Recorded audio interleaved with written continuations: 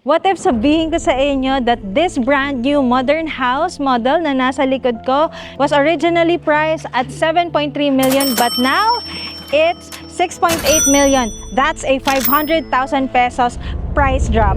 Everything that you carry, any luggage you take, all the girls you keep in hiding, they don't scare me away.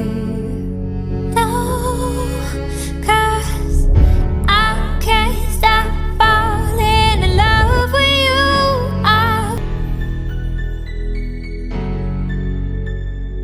falling in love with you. Hi, I'm Rebecca Nervay Silva, a certified public accountant and a real estate broker. At nandito tayo ngayon sa Mabalacat City and I'm so excited na i-share sa inyo itong isa sa mga property listings namin dito sa Pampanga. So tara, samahan niyo ako.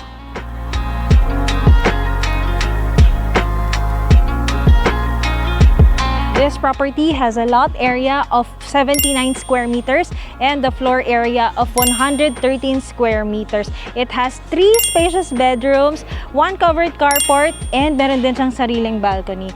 Also, if you are interested sa mga ganitong type ng videos, please feel free to hit that subscribe button or notification bell para lagi kang updated sa ating mga videos. So tara, simulan na natin. Bago tayo pumasok sa loob, gusto kong i-appreciate natin yung facade ng property. One of the first things you'll notice is the home's modern contemporary architecture. It uses a clean combination of white, gray, black, and warm wood tones. Kaya very sophisticated and overall appearance niya sobrang ganda sa itsura. Very elegant yung itsura.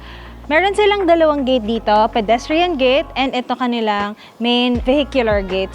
Sa flooring natin, gumamit sila dito ng pebble washout na naka-pave na siya. And then, pasok tayo sa kanilang na vertical gate. So, pasok tayo sa loob.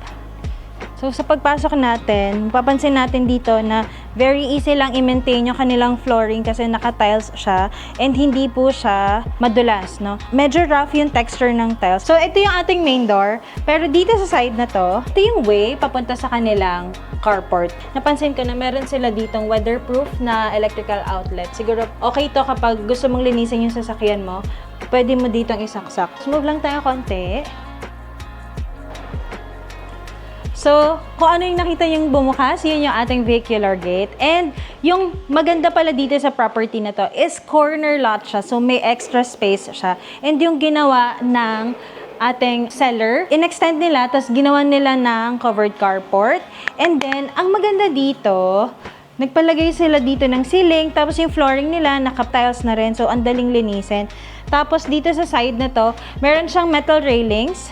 And then dito, medyo parang open lang siya. Kaya mahangin dito sa area. Subdivision naman to, so wala tayong problem sa security ng subdivision. Dito, gusto ko lang i-emphasize yung kanilang ceiling. Gumamit sila dito ng wood-like na ceiling. Tapos meron tayong 6 na pin lights. Tapos dito sa part na to, meron siyang fluted panel walls. Wood din yung theme, no? And then, very modern yung house talaga kasi mostly ginagamit nilang color is white, black, gray, and wood-like na color. Ito, medyo brown. Tapos, meron din dito 2 electrical outlets. Yung maganda dito, kung halimbawa gusto nyong magkaroon ng medyo extended na gathering, pwede kayo maglagay dito ng tables and chairs. Mas malawak kasi yung nakikater niya mga tao. Mapapansin nyo din pala, dito sa area na to, meron tayong 2 panel sliding glass door. So, ito yung access natin going dun sa loob. Meron tayong 2 panel sliding glass window. Malaki siya, no? Massive. Kung halimbawa, mahangin naman sa area, hindi na siya kailangan ipa-aircon. Dito sa part na to, meron tayong back door or access door. Sliding tong door na to. Ito yung ating door papunta sa my kitchen area. Yun yung outer areas nitong bahay na to. So, pasok tayo sa loob. Ito yung access going sa kanilang main door. Pero bago yun, gusto ko lang palang i-emphasize yung kanilang wood look PVC panels, yung soffit nila or parang eaves. Ang ganda ng itsura niya. May 2 pin lights lang dito, no? So yung kanilang door, wood yung kanilang door and still door jamb. Tapos yung design niya, meron lang siyang horizontal na black na lines and yung brown na color ng door. May 2 siyang lock dito, isang deadbolt lock, tsaka isang yung ginaganito. Tara! Iyala ka! So, ayan, halata namang mahangin, di ba? So, pagkapasok ko dito, napansin ko kagad yung layout ng property. So, it's an open space layout. Ang ganda ng location kasi sobrang hangin. Corner pa siya, meron siyang enough space. Mas malaki yung space niya compared dun sa ibang mga model units. Kung ano pa yung nakikita nyo dito sa unit na to, sa vlog na to, lahat ng ito ay included. So, unahin natin yung part na to. Ito yung area kung saan pwede mong gawing living area mo. Meron ng included na TV console. May fluted panel wall din dito. So, dito pwede nyo ilagay yung TV nyo dito. May nakaabang na rin na 2 electrical outlets. Yung style niya is hanging. May nagsabi kasi sa akin, hanging console. Pero actually, hanging console is yung way kung paano siya nilalagay. Floating console, yung itsura niya na parang naka-float siya. Anyway, so thank you din sa nag-comment na yon para ma-address natin. And then dito din, gumamit sila ng tiles, 60 by 60 ceramic floor tiles. Yung ceiling, gusto nating appreciate na meron silang chandelier dito na naka-prepare na. And another 4 pin lights sa area. Rectangle yung ceiling natin na meron siyang cube light. Ang ganda, very aesthetic, no? And then, dito, mga shelves, prepare na to. So, included din to kapag i-turn over. And then, ito, yung kaninang 2-panel sliding glass window na nasa covered carport natin. And then, move lang ko konti dito sa area na to.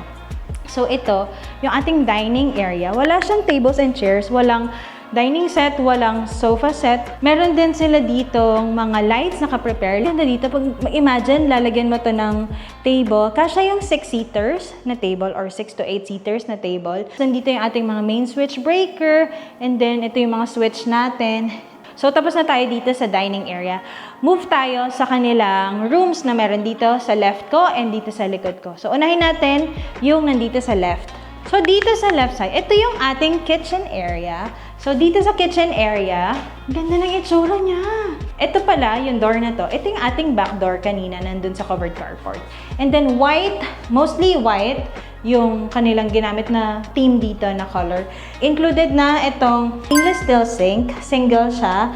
And then, meron din siyang single na sink dito. And then, ito din. Kasama na yung mga drawers natin. Ito, kitchen cabinet. Meron din siyang base cabinet dito. And then, meron tayong 3-burner cooktop. Tapos, meron na rin tayong gas range. And then another, ayan, nakatago lang yung exhaust natin, which is nice. So, dito sa part na to, I think provision siya for refrigerator kasi may 1 electrical outlet doon. Iba lang yung color dito sa flooring natin. Iba yung color ng tiles. Gray yung design niya. Pero overall, ang ganda ng kitchen, malinis tignan, and maliwanag. Ito naman part na to, overlooking yung kapitbahay. So, meron tayo ditong 4 panels, owning type window. Yung owning type is yung pinupush mo ganyan. Oh, ang ganda nito kasi mahangin sa area eh. So, hindi na tayo masyado may initan pag nasa loob ng kitchen.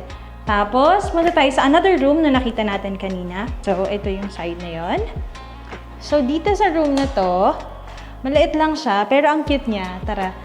So, dito, meron tayong weatherproof na electrical outlet. 2 panel siya. And then, meron tayong faucet dito. So, siguro naman, medyo na huhulaan na natin kung ano yung part na to. Ito yung kanilang laundry area. Pwede din dito maglaba. Dito, kapag yung mga maliliit na clothes. Siya, naka-tiles to. May backsplash dito na tiling. Yun, pwedeng ipa-connect dito yung sa may washer and dryer nyo na washing machine. Another, mga cabinets pa dito na included na rin. So, yan. Ito yung ating laundry area. Tapos, punta tayo dito sa second floor. Pero, ito yung gusto kong i-emphasize. Before tayo pumunta sa second floor, ang cute ng wall na to kasi parang fluted panel wall lang siya. Pero ito yung maganda dito kasi ito ay yung first toilet and bath natin. So dito sa toilet and bathroom, makikita mo na naka-tiles siya fully from floor to ceiling. Yung buong walls niya, naka-tiles siya. Tapos meron ding wall niche dito sa area na to. Hanapin mo ako, Charles. Dito sa area na to, may wall niche dito.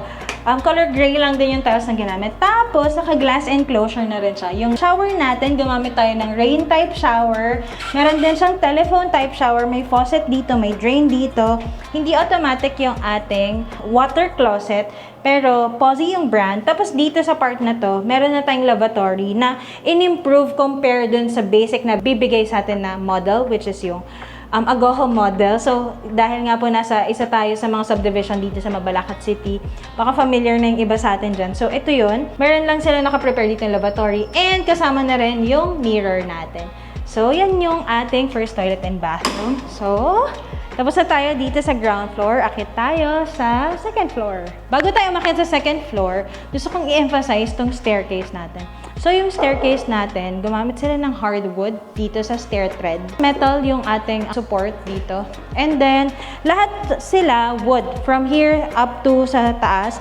Pero ito ay concrete pa rin. No? Yung base natin, yung first 3 steps natin, concrete yung foundation niya. Meron din ditong two-way switch. Ibig sabihin, pag pinatay ko dito or binuksan ko dito, pwede nating patayin din or buksan sa taas. So, yung ating railings, metal, yung handrail natin. Ang naganda nito is open and wala siyang binablock na area. Open siya, yet safe pa rin. No? So, tara, akit tayo sa taas. So, sa pag-akyat, hindi masyadong steep yung staircase. Dito sa second floor, gusto ko itong i-emphasize. Meron tayong chandelier dito. Since two-way switch nga siya, pwedeng i-off, pwedeng i-on. Ay, nag-iiba din yung color niya. I think tricolor. Ayan, tricolor. May maliwanag, so light lang. Ito yung switch din natin para dito sa pin lights pathway natin. Tapos yung flooring natin, gumamit sila dito ng tiles. Would like yung kanilang itsura. Unahin nating bedroom. So, sa original model, na Agoho model, dito yung master bedroom. Pero, ngayon, gusto ko unahin natin yung part na to na bedroom. Tsaka, ang ganda ng pagka-renovate. Very well thought, no? Na maximize yung space ng area. Tara, check natin tong bedroom na to. Lahat ng doors, same lang yung doors. Doorknob yung gamit. And then, dito sa area na to, ito yung space. Kasya yung double size na bed frame. May space ka paikot. Tapos, may 1 electrical outlet dito. Tapos, another 2 doon and another 2 for bedside table. Tapos, ito yung accent ng bedroom. Yung wall nila. Dito sa part na to, hindi na nila pina-change. Ganito na siya talaga kapag ito turn over. Fixed yung window na to and then owning type yung dito and dito. Dito, fixed din siya. Tapos, may chandelier din included. And meron tayong 1, 2, 3, 4, 5 pin lights dito sa bedroom na to. Tapos, ang cute pa nito kasi meron siyang separate na balcony. Ayan, dito sa area na to. So, check natin. Unlock ko lang. Check natin. So, dito sa balcony area, maliit lang siya. Pwede ka maglagay ng maliit na table and chair. Kung parang plan mo mag-work na overlooking yung paligid or neighborhood mo, pwede dito. So, dito sa area na to, meron tayong shelves dito. And then, dito, cabinet. Yan. Ito, yan. Merong hanging clothes. Tapos, dito siguro yung mga fina-fold. And then, another pa dito. Mga pwedeng lalagyan ng kumot, comforter, unan, ganyan. Punta naman tayo ngayon sa second bedroom. Lahat ng bedrooms nandito sa second floor. Tara, check natin. So, from this bedroom, going to this bedroom, second bedroom, same yung mga doors. Pag pumasok tayo dito, same yung style ng flooring natin dito sa second floor. Wala silang binago except dun sa toilet and bathroom. Tapos dito, nagpalagay lang sila dito ng built-in cabinet. Merong mga hanging na clothes. And then, meron ditong space. Pwede mong gawing vanity area mo. May 2 electrical outlet dito. Tapos dito, another mga cabinets pa dito, drawers dito, vanity area or study area or workstation mo. Dito sa part na to, may maliit lang ding space. Ang cute kasi may division. Dito, separate yung bedroom mo. Dito yung bedroom na pwede. Ayan. So, kasya yung single size na bed frame. May 2 electrical outlet doon, another 2 here, and meron din tayong abang for air conditioning unit, 2-panel sliding glass window, and meron din tayong access dito sa balcony. So, ito yung area na yon. So, yan. Mamaya i-check natin yan.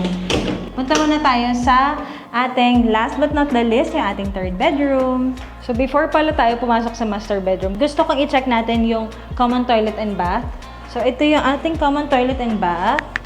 Gumamit sila dito ng wood door. Change nila kasi PVC door ito. Steel door jamb.